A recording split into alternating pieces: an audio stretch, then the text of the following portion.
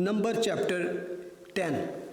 Israel जो मुल्क मिस्र से निकले तो चैप्टर 10 तक एक तरह से उनकी तैयारी थी, उनकी तरबियत थी।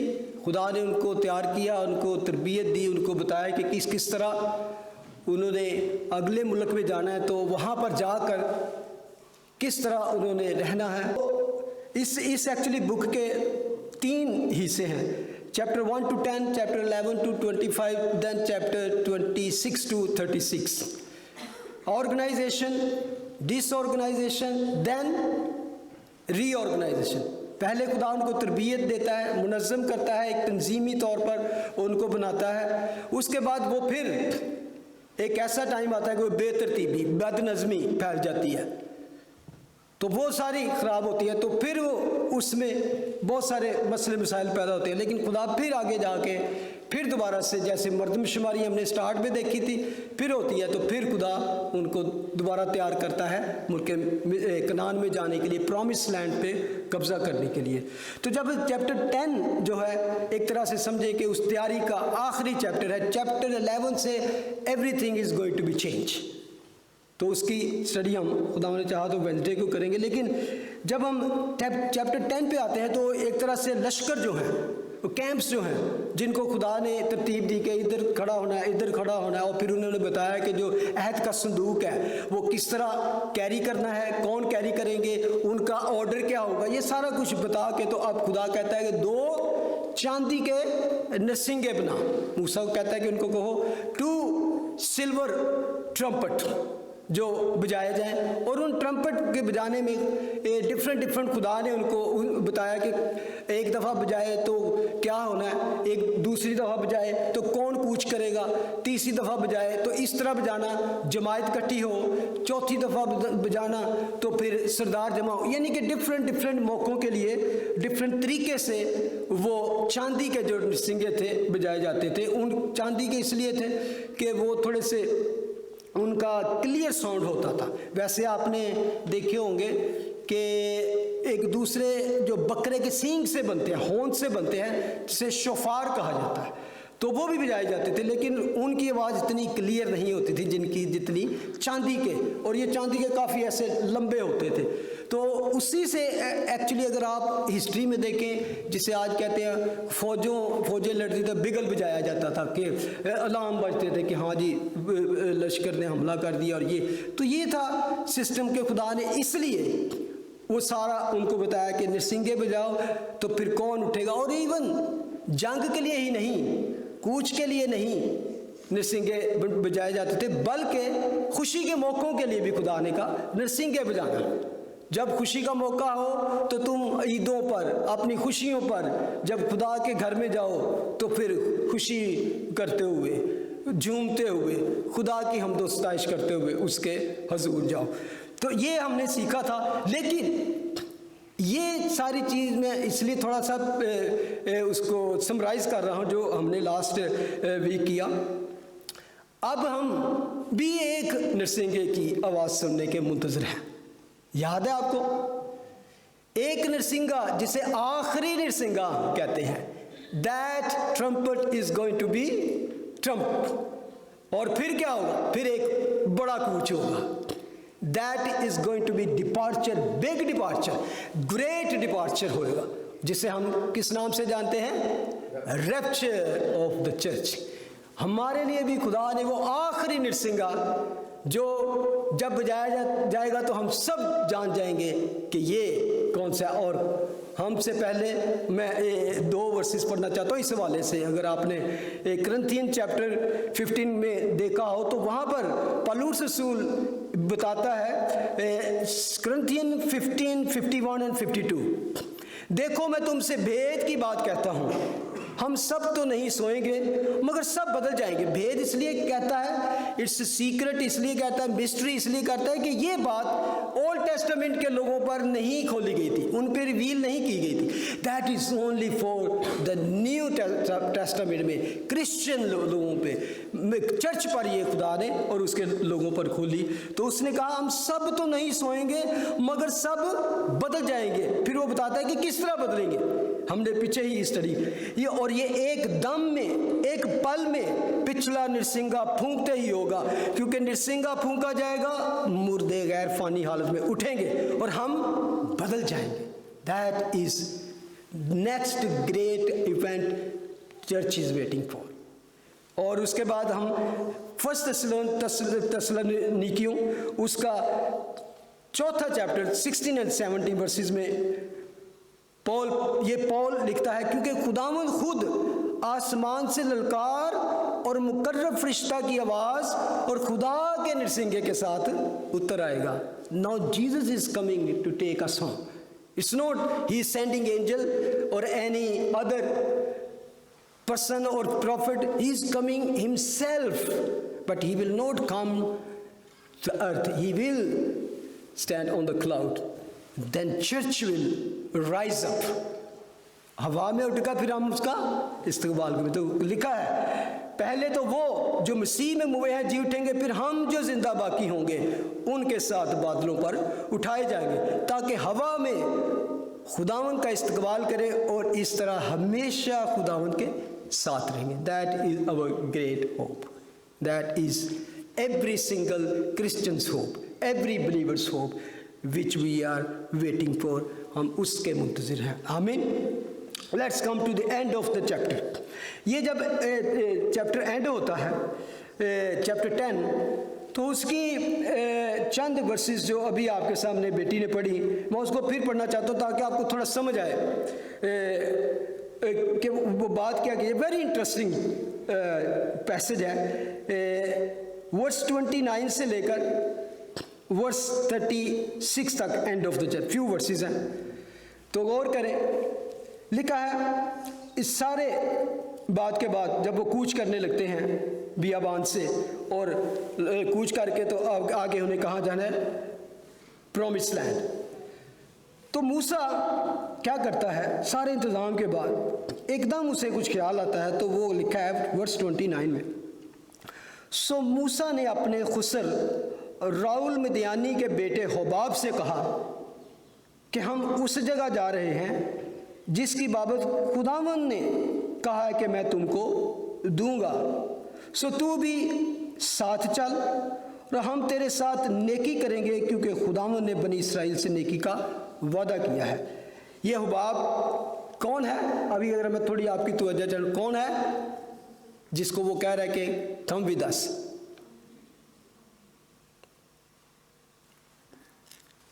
कौन है हुबाब? मूसा से उसका क्या ताल्लुक है?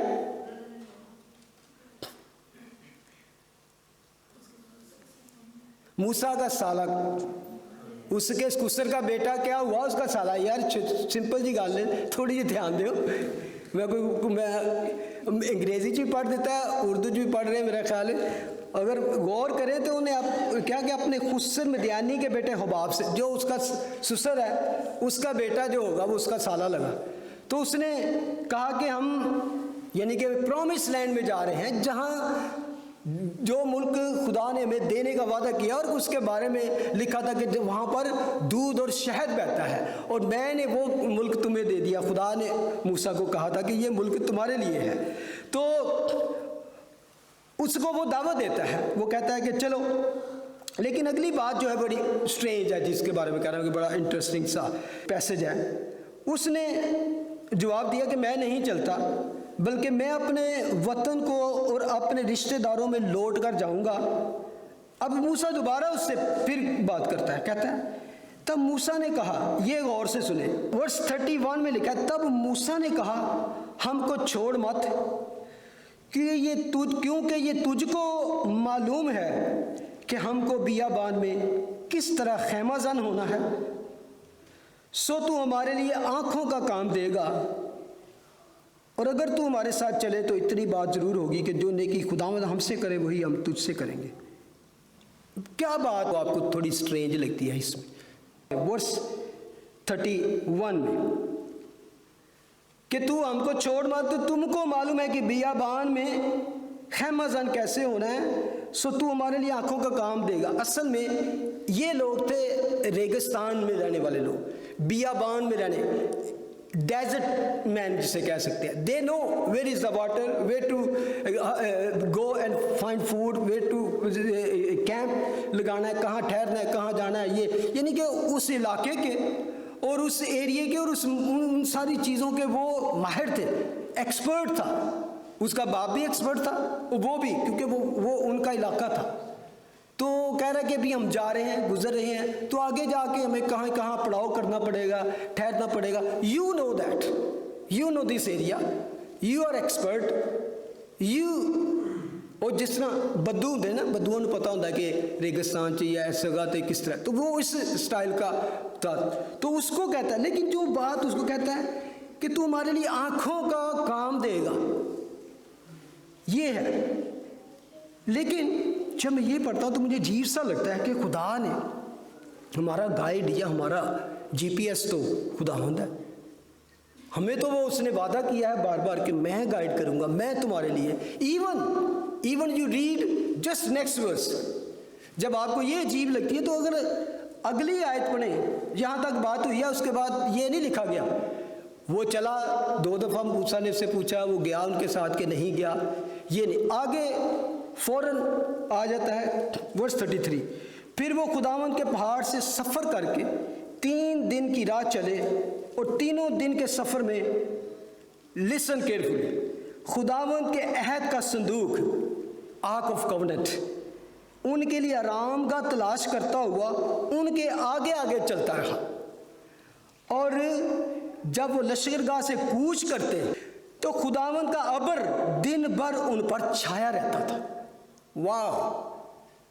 पिछले वीक हम स्टडी की चैप्टर 9 में एक पूरा चैप्टर 9 में पूरा उस पे ऊपर लंबा पैसेज है कि किस तरह उनका गाइड, उनका राहबर, उनका खुदावंद किस तरह उनको गाइड करता था।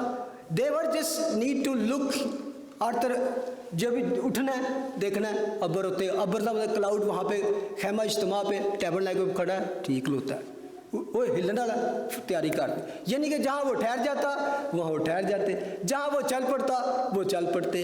और यहाँ तक इवन यहाँ पे लिखा है, क्योंकि मैंने बताया था कि अहद का संदूक लाभी उठाते थे, तो अहद का संदूक गाइड करता था क्योंकि उसके आगे आगे बादल चल रहा होता था, बादल का सतून, पिलर ऑफ क्लाउड। तो वो अहद का संदूक जो था, जो आर्क ऑफ कवनेंट, उसको फॉलो करता होता, यानी कि आराम का तलाश करता हुआ जाता था। Where is best place to खैमा जन करने, कैंप लगाने के लिए, what is the best area, but क्योंकि उस एरिया में भयानक तरह के एनिमल से, तो इसलिए भी उनको। तो मैं जब ये पढ़ता हूँ कि आगे ही खुदावन ये वर्ष मूसा को दे देता है, ये खुदा तरफ से, कि वहाँ अहद का संदूक और खुदावंद का अबर जो उन पे छाया रहता था, उन पे छाया किए रहता था, they were already guiding them, then why the Moses ask, even like he was requesting him, come with us, come with us, you know, you are expert, how you can balance, marriage these two different thing। और मदियानी था वो, उसको हम ये भी नहीं कहते कि वो ईमानदार हो, कि वो इसराइली कौम से गैर कौम से था।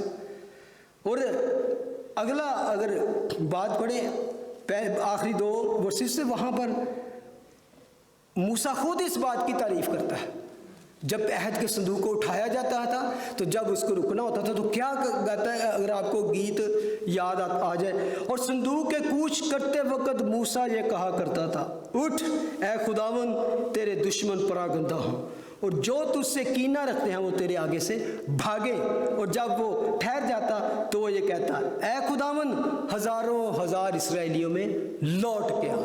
ये उसका ईमान था। और ये मूसा जिसके बारे में हमने पिछले चैप्टर 7 के एंड में पढ़ा था कि जब मूसा का दिल करता था तो लिखा है, और मूसा उठा और खैमा इज्तिमा में चला गया और वहाँ खुदावंद ने उससे बातें की। He was special person, he was a unique. इस अगर मैं ये कहूँ कि he was the head of, और नबियों का बाप था, एक तरह कह सकते हैं। नबी, वो उसका दर्जा सिर्फ नबी का नहीं था, अगले चैप्टर में हम जाके पढ़ेंगे, चैप्टर 12 में, जब मरियम और हारून अपने मूसा के ख़िलाफ़ बातें करते हैं तो फिर खुदावंद बताता है कि तुसी किदे खिलाफ गल कीती है। वो जिन्हें कहना आज जरा उत्थे जमा हो जाओ। वे कई बारी डैड नहीं आता, बच्चों ने शरारत की तो कहता आ जाओ जरा सामने सारे, तो उन्हें तिन्हों बुला लिया। उन्हें क्या, खुदावंद ने कहा नबियों से मैं विजन में, ड्रीम में बातें करता हूँ, लेकिन नो, मूसा की जो बात है इट्स अपर, मोस्ट अपर, मैं उससे उस तरह नहीं बात करता जिस तरह नबियों से करता हूँ। आप जितने नबी पढ़ लें, खुदा उनसे रोया में, ड्रीम में या डिफरेंट तरीके से, लेकिन कहता है मेरा बंदा मूसा जो सारे जहां से हम्बल है, रूए ज़मीन में से सबसे हम्बल आदमी, हलीम आदमी, जिससे मैं इस तरह बातें करता हूँ जैसे दोस्त दोस्त से बातें करता है, फेस टू फेस। तन शर्म नहीं आई, मैं पैराफ्रेज ਇਹਦੇ खिलाफ गल्लां कर रहे तुसी? Oh that is so amazing. तो ये बंदा कैसा है कि ये एक ऐसे बंदे की रिक्वेस्ट कर रहा है जो ईमानदार भी नहीं, जो दूसरी कौम से, तो कहता तू साड़ियाँ ले अखा का काम देगा। इट्स अमेजिंग कि कई दफ़ा हमें ऐसा लगता है कि यार ये एक मूसा का ईमान कितने चला गया, मूसा ने किस तरह इंज दी गल कर दी थी। लेकिन अगर हम इसको गौर से इस बात को पढ़ें, क्योंकि आपको याद होगा कि जब भी मूसा ने गलती की या ऐसी बात की तो खुदा ने उसको डांटा या उसको बताया कि ये गलत है या किस तरह, क्योंकि मूसा से भी मिस्टेक हुई। लेकिन यहाँ पर जो जिस बात का मैं देखता हूँ कि आगे कोई उसको इसकी सरजश नहीं की गई, कोई उसको डांटा नहीं गया, कोई उसको ये नहीं कहा कि तेनू मेरे ते यकीन ही नहीं, तूने ऐसा क्यों किया। लेकिन इससे जो मैंने सीखा इस बात से कि बेशक अल्टीमेटली 100% हमारा ईमान, हमारा भरोसा खुदावंद पर है। ही इज़ अवर चट्टान, वो हमारे छुपने की जगह, वो हमारा रहबर है, वो हमारा गाइड है, वो हमारा डिफेंडर है, हर चीज़ वो हमारे। लेकिन खुदा हमें यहाँ से ये सिखाना चाहता है कि इवन तो मैं सब कुछ हूँ तुम्हारे, लेकिन अगर तुम दुनिया में ऐसे लोग देखो जो तुम्हारे इर्द गिर्द रहते हैं, invite them. Don't just say कि ए बंदा फ़र्क है। और न्यू टेस्टामेंट में आगे तो ये बात और खुल जाती है कि खुदावंद ने इवन गैर कौमों के लिए दरवाज़ा खोल दिया, जेंटाइल्स के लिए। हम कौन हैं? हम यहूदी नहीं हैं, वी आर जेंटाइल्स। तो we see the person who is really nice, even nice ना भी हो आपके साथ तो किसी किस्म का ताल्लुक है तो don't miss him, invite him. उनको यही बातें आप बता सकते हैं कि कम हमारे पास आ, हमारी बातें सुन। खुदावंद ने, जीसस ने क्या किया है, तुम्हारे लिए दरवाज़ा खोल दिया है। उनको बताएं कि there is only one way, जहां हम जा रहे हैं, जहां हमारा कूच हो रहा है, that is best place, there is no other way. यानी कि डिफरेंट टाइप, ये एवेंजलिस्टिक कह सकते हैं एक पैसेज है कि आप लोगों को गाइड कर सकते हैं। और खुदा ये नहीं चाहता कि अगर दुनिया में कोई गिफ्टेड लोग हैं, एक्सपर्ट लोग हैं और एक्सपीरियंस्ड लोग हैं, वाइज लोग हैं, don't miss them, invite them. खुदा उनके उस गिफ्ट को यूज़ करता है। बहुत सी मिसालें मैं दे सकता हूँ, खुदावंद ने बहुत से ऐसे गिफ्टेड लोगों को अपने जलाल के लिए इस्तेमाल किया। और उसने सबसे पहले उससे कहा है कि तू क्या कर कि जहाँ हम जा रहे हैं वहाँ खुदावंद ने हमसे नेकी का वादा किया, गुडनेस ऑफ गॉड। और दाऊद कहता है भलाई और रहमत उम्र भर मेरे साथ साथ रहेंगी, और मैं, ये तो है ज़िंदगी की बात करता है इस दुनिया में, और मैं हमेशा तक खुदावंद के घर में सुकूनत करूँगा। देने में एंड किस तरह होना है? इतने दुनिया च सारिया भलाइयाँ मिलना, सारिया नेकियाँ, सारा कुछ मैंने मिलेगा, लेकिन एंड मेरा क्या होगा? I will dwell in the house of the Lord, और फिर मैं उसके सामने हूँगा, उसका चेहरा देखा करूँगा मैं। तो ये मूसा उसको यही कह रहा है कि खुदा ने हमसे जो प्रॉमिस किया है वहाँ चल, प्रॉमिस लैंड में ऐथे की बेशक तू एक्सपर्ट होएगा, इथों इत्थे असी निकल जाना है तो तू फिर उसे बियाबान दे विच, फिर उसे खंडर दे विच ही, फिर उत्थे चल जिते दूध ते शहद बहता है। इसको आप बड़े और तरीके से कि खुदावन के पास निजात है, वो हमारे गुनाह माफ़ करता है, हमारी पिछली ज़िंदगी को धो सकता है, हमें माफ़ करके नया बना सकता है और हमारे लिए विरासत में वो उसने रखा है, वो किंगडम रखी है जिसके हम लायक नहीं थे। उसने हमारे लिए जान दे दी है, उसने हमारी रास्ता खोल दिया है। जो आदम के गुनाह से बंद था उसने वो खोल दिया। Come with us, come and see. आपको याद है कि जब खुदावंद यीशु मसीह के शागिर्द इस तरह की इवेंजलिज्म में करते तो वो लोगों को यही दावत देते, तो कहते कि क्या कोई नासरत से भी कोई नबी निकल सकता है, गलील से भी ऐसे, वो तो बड़ा बैकवर्ड है। तो वो क्या कहते थे, कम एंड सी, आके देख तो पता चल जाएगा। तो इनवाइट करें, दावत दे उनको कि खुदावंद हमारा कितना भला खुदावंद है, वो रहमत से भरा, वो मोहब्बत से भरा, वो प्यार से भरा, माफ़ी से बड़ा खुदा है, जो आपके हर तरह के गुनाह को, पिछली ज़िंदगी को माफ़ करके आपको गले लगाएगा। ना सिर्फ गले लगाएगा बल्कि क्या करेगा कि तुम्हारे लिए आंखों का ये है कि तू यार ऐना कुछ तेरे गिफ्टेड है, we will use this gift also, तेनू काम भी देंगे, तेनू गिफ्ट भी मिलेगा। कि खुदावंद ने कहा है कि जब वो हमें चुन लेता है तो हम को वर्कर बढ़ जाते हैं, खुदावंद के साथ काम करने वाले बन जाते हैं। उसका जो काम है उससे बड़ा काम कोई नहीं, उससे बड़ी जॉब कोई नहीं। लेकिन उसके बाद वो रिवार्ड की बात करता है, वहाँ तो हम तेरे साथ ये करेंगे, फिर एंड पे वो कहता है कि जितनी जो नेकी खुदावंद हमसे करे वही हम तुझसे करेंगे। There will be no difference कि तू मदियानी है, तू गैर है, क्योंकि हमने पढ़ा था इसी स्टडी में कि खुदा ने कहा कि देसी और परदेसी में फ़र्क ना करना, याद रखना कि तू बॉन्डेज के घर से आया है, तू वहाँ पे क्या तेरी हालत थी, तो इसलिए किसी गैर के साथ ऐसा बिल्कुल ना करना।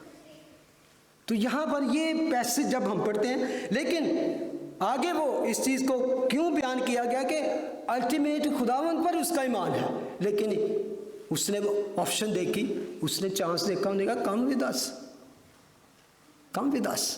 जो खुदा ने हमारे लिए बरकतें दी हैं, हमारे लिए बरकत का वादा इस दुनिया में भी किया है और आने वाले जहान में भी, उसका तू भी हिस्सेदार बन जा।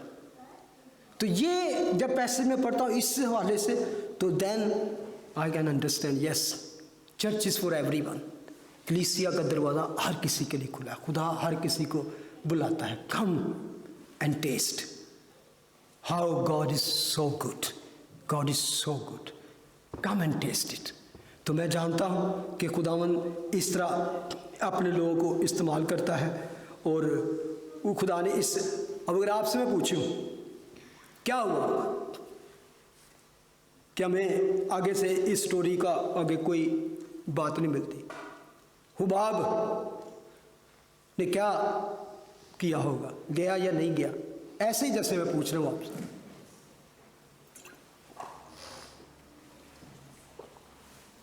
है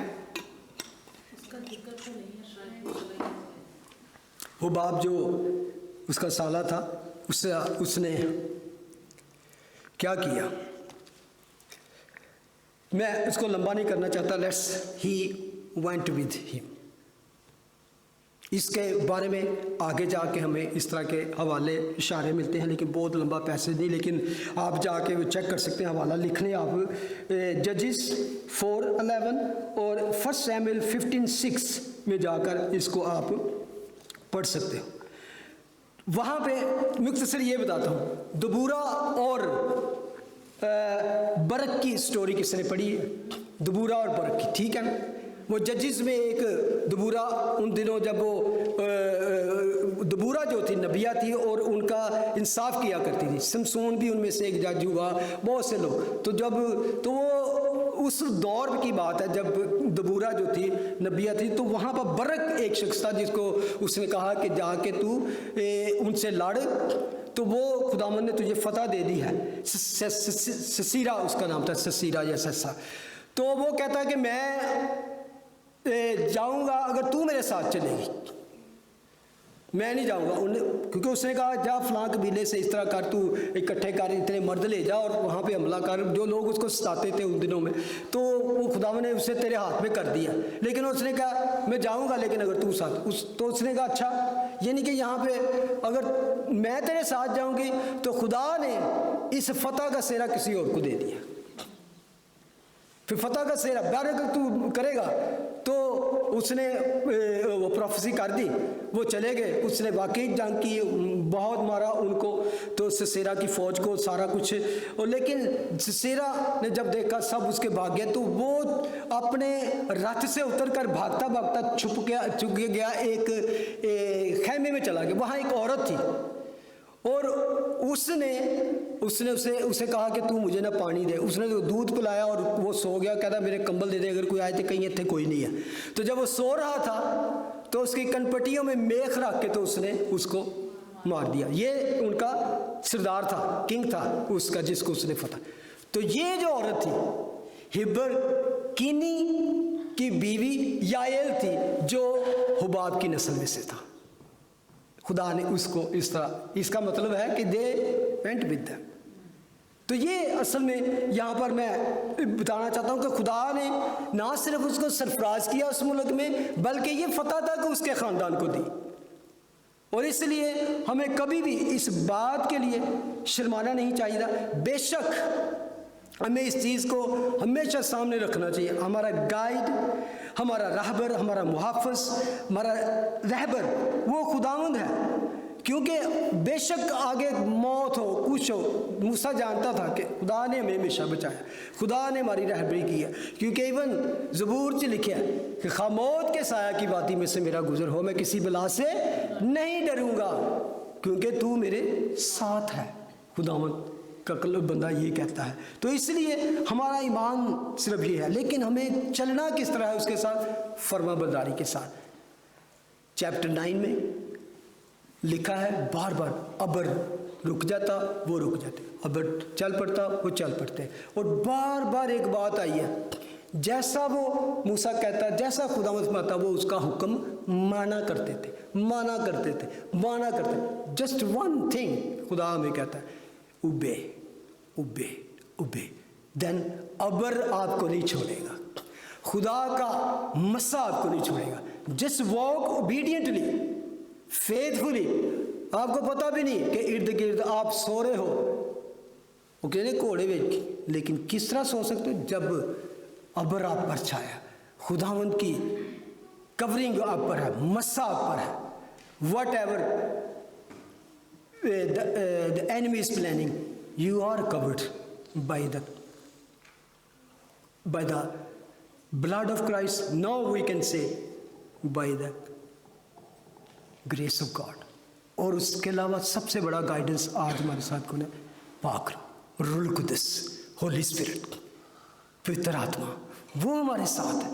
जब हम ओबीडियंट होकर चलते हैं, ताबेदार चलते हैं, तो ये हमें गाइड करता ही रहता है, हमें नहीं छोड़ता।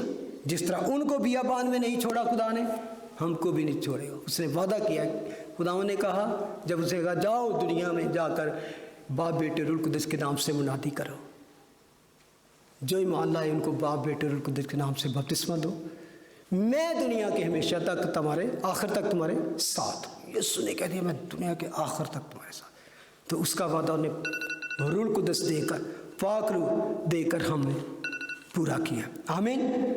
Let's pray. हाँ, खुदा बाप तेरे बेटे यीशु के नाम में हम तेरा शुक्र करते हैं। तेरे जिंदा कलाम में बहुत सारी गाइडेंस है, बहुत सारी नेकियां हैं, भलाइयां हैं जो तू अपने लोगों के लिए वादे के तौर पर रखता है, पहले से उनको बताता है। If you walk humbly, prayerfully, obediently, I will not leave you, not forsake you, but I lead you, guide you and bless you. अपने कलाम के उसीले से खुदा आप लोगों को बड़ी बरकत दे। तेरा शुक्र, तेरी हमद, तेरी तारीफ। Jesus name.